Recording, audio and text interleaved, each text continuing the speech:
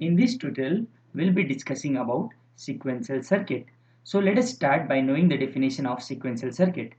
Sequential circuit are those circuit whose output does not depend only on the current input but as well as the previous output. That means till now we have learned all about combinational circuit. If you take the examples of say half adder or full adder, the output would be sum and carry, but both the sum and carry would be dependent on the current input. That is, the sum would be the function of current input and similarly carry would also be the function of the current input.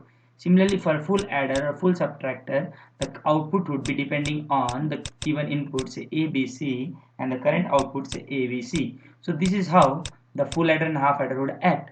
But now in combinational circuit, the output does not depend upon only the present input but also on the previous state output. That means the input which we are supplying say A, B, C and the output C, suppose this was Q of T, that is previous output. Now the output will be the function of the given inputs and as well as the previous output, and the output will be defined as Q of T plus 1, that is the next output. So this is what, if memory is being present, then we call it as feedback, that is feedback path. That means whatever is stored, suppose if you have like currently if you are not supplying any input but still the output should be based on your previous output, that means what you have provided previously. The examples can be latches, flip-flop, and application would be registers, counters, and so on.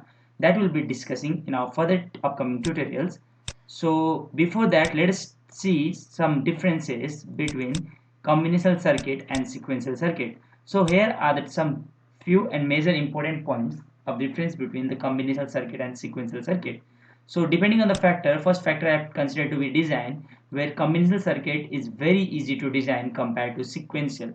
Why? Because the memory, we need to be very careful how we are designing or what is our output requirement based on the memory.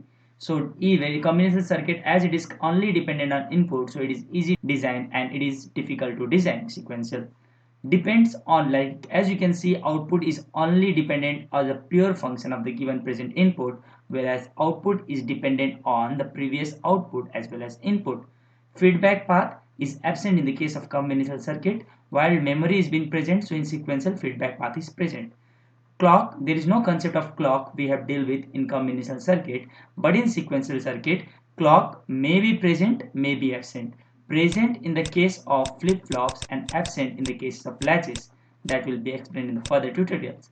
And block diagram, as you can see here, you can also write some examples. Example of combinational circuit would be half adder, half subtractor, full adder, full subtractor, parallel subtractor, and so on.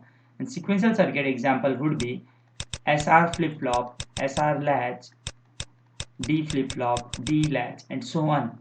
So this is how we difference between or how we differ the combinational circuit and sequential circuit. In the next tutorial, we'll be dealing about more on the concept of clock and we'll be dealing with different types of latches, flip-flop. Hope this tutorial is clear to you all. Thank you.